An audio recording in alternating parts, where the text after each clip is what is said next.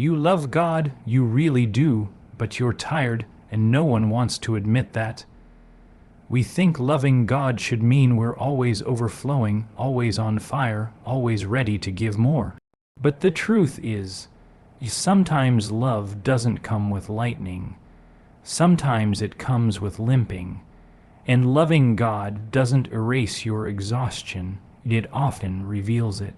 Because love in its purest form isn't just a feeling, it's a choice, a discipline. It's what remains when the feelings are gone and only your yes is left standing.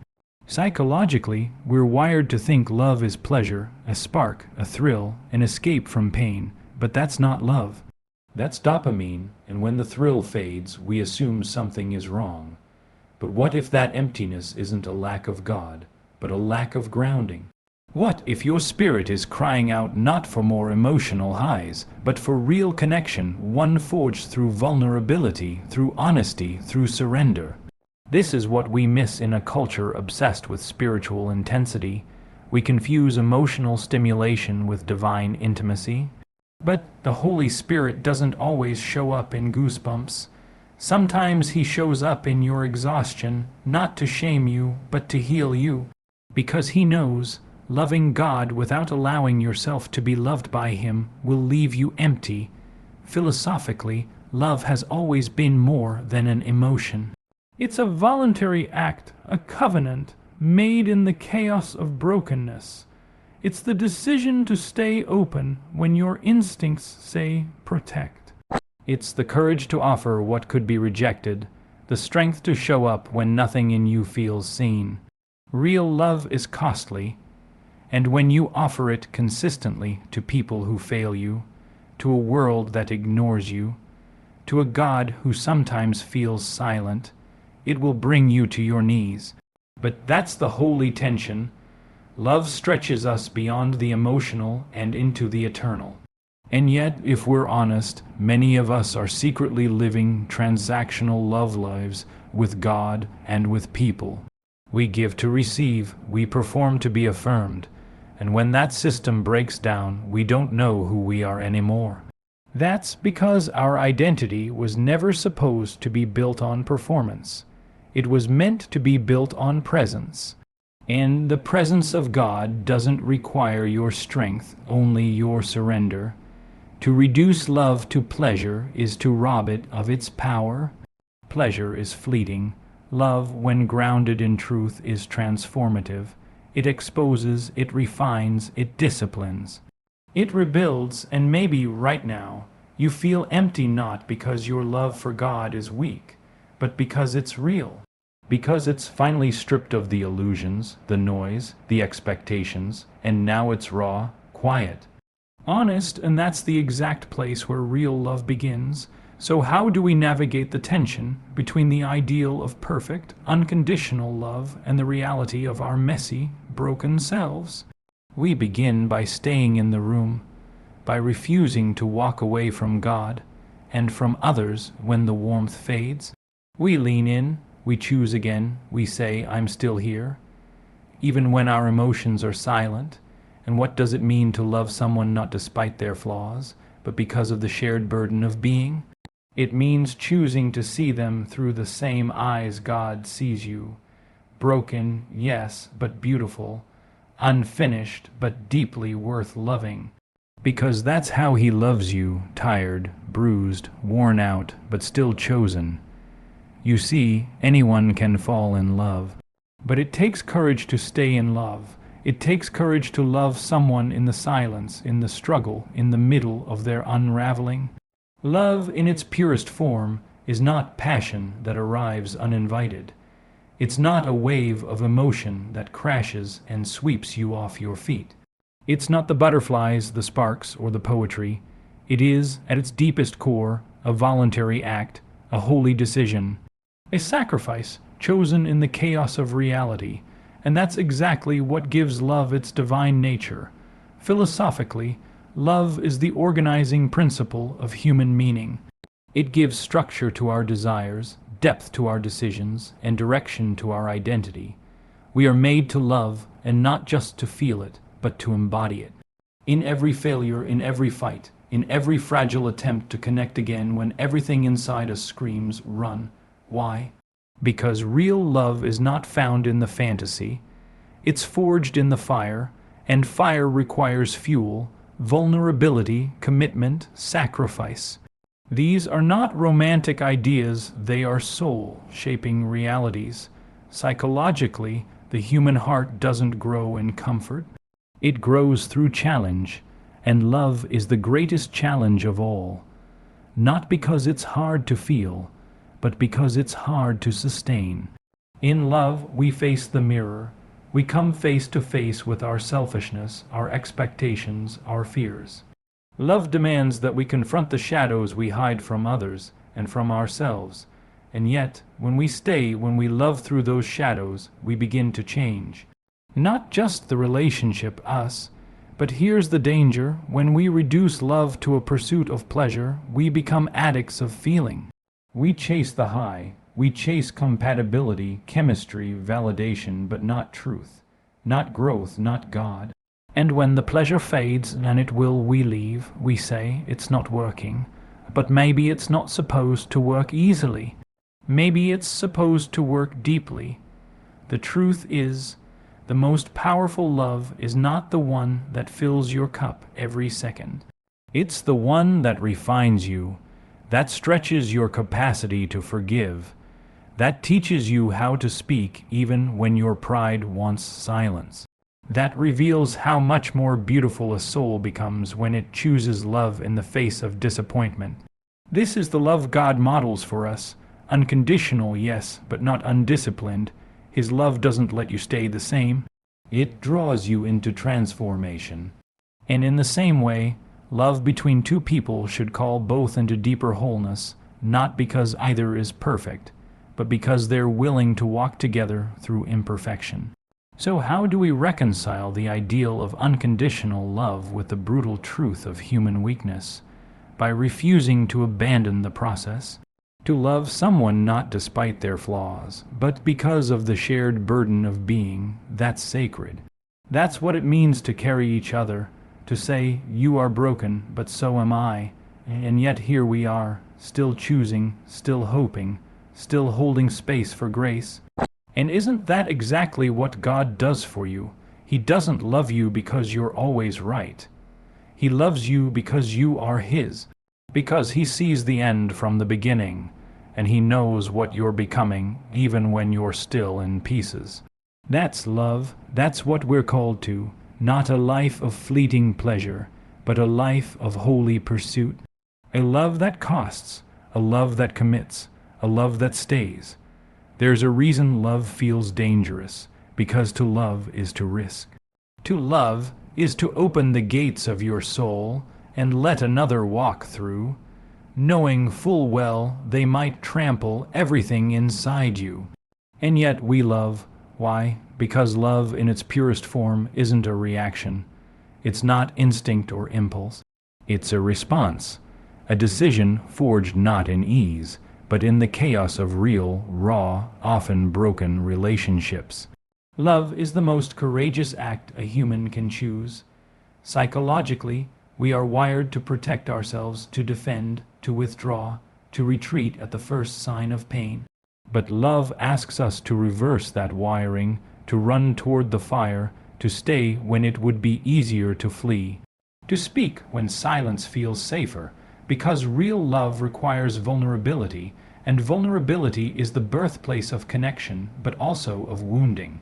So when we enter into love, we don't just enter into joy, we enter into war, a war within ourselves. A war between fear and trust, between comfort and sacrifice, between the need to be seen and the terror of being fully known. And yet, that's exactly where love becomes holy, because love doesn't just shape your relationships, it shapes you. Philosophically, love is not just a sentiment, it's the bedrock of human moral development. It teaches us responsibility. It calls us out of selfishness. It reveals our shadow and invites us to confront it, not alone, but together. You see, when love is reduced to pleasure, it becomes consumable, something we take when it's sweet and discard when it's bitter. And in that model, people become products, moments become transactions, hearts become tools for our gratification. But that is not the love we were made for. The love we're called to, the love that reflects the heart of God, is one grounded in truth. Not what's convenient, but what's real. Not what feels good, but what does good even when it hurts. And this kind of love demands discipline, because the highest expression of love is not in grand gestures or poetic words. It's in the everyday decisions to listen, to forgive, to serve, to stay, over and over again, when the romance fades, when the flaws rise, when the version of them you imagined is replaced by the truth of who they are. And here's the tension. Unconditional love sounds beautiful until you try to live it, because unconditional love requires a surrender of your ego. It asks, can you love without expecting to be fixed? Can you stay when the fairy tale crumbles? Can you choose grace over performance, presence over perfection?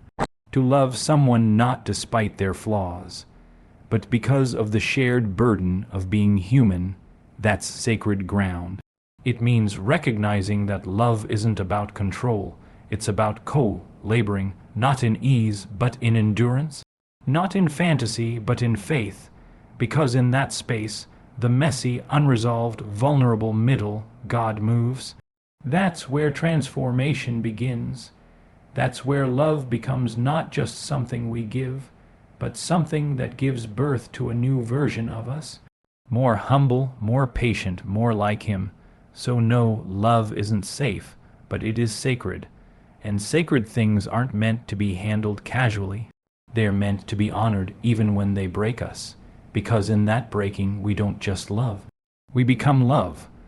We often ask, what is love? But maybe the better question is, what does love cost? Because real love, the kind that changes you, always has a price. It's not cheap. It's not convenient. It doesn't bend to every fleeting emotion or walk away when things no longer feel good. And yet, we live in a world that's turned love into a pursuit of personal pleasure. We've romanticized the butterflies and discarded the bruises. We crave the chemistry but run from the crucible. But let me tell you something spiritual. Love is the cross you willingly carry, not the comfort you chase.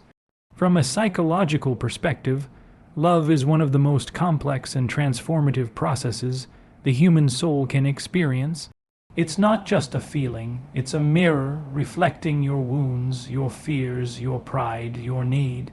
It draws out the hidden things in you that convenience will never confront. That's why love is not merely emotional, it's developmental. It forms us, it grows us, not through perfection, but through pressure. And the philosophical foundation of love tells us this. To love rightly, you must love responsibly. Love without responsibility becomes indulgence. Love without sacrifice becomes manipulation. Love without truth becomes flattery. This is where many of us get stuck. We want unconditional love, but only on our terms. We want someone to see us at our worst and stay. But are we willing to stay when we see someone else at theirs? We want to be forgiven, but can we forgive? We want grace, but can we offer it when it costs us pride, power, and peace? This is the tension we all live in, the space between the ideal of love and the reality of who we are. And yet God calls us to love anyway, but not the world's version of love, God's version. Love that doesn't abandon truth. Love that requires discipline. Love that doesn't just warm the heart but refines the soul. You see, when you commit to love someone, you are not saying, I promise to enjoy every moment. You're saying, I promise to endure their silence, their confusion, their breakdowns, their rough edges. Because that's what God does for you. He doesn't love you because you're easy to love. He loves you because you're His even when you are a mess. Even when you are full of doubt, contradiction, and weakness. That's what true love sees. It sees the brokenness and leans in. It sees the flaws and says, you're still worth fighting for. And when you love someone not despite their imperfections, but because you both carry the burden of being human, That's where love begins to reflect divinity. Because now it's not about completing each other, it's about compassioning each other. Standing side by side and saying, I see your humanity and I won't run from it. I see your cracks and I'll pour grace into them.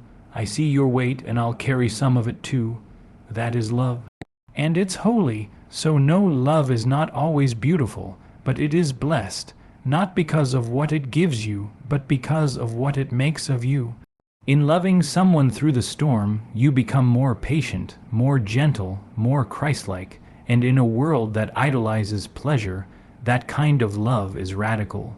It's not loud, it's not showy, but it is eternal, because anything born of sacrifice, anything rooted in truth and cultivated through discipline, lasts.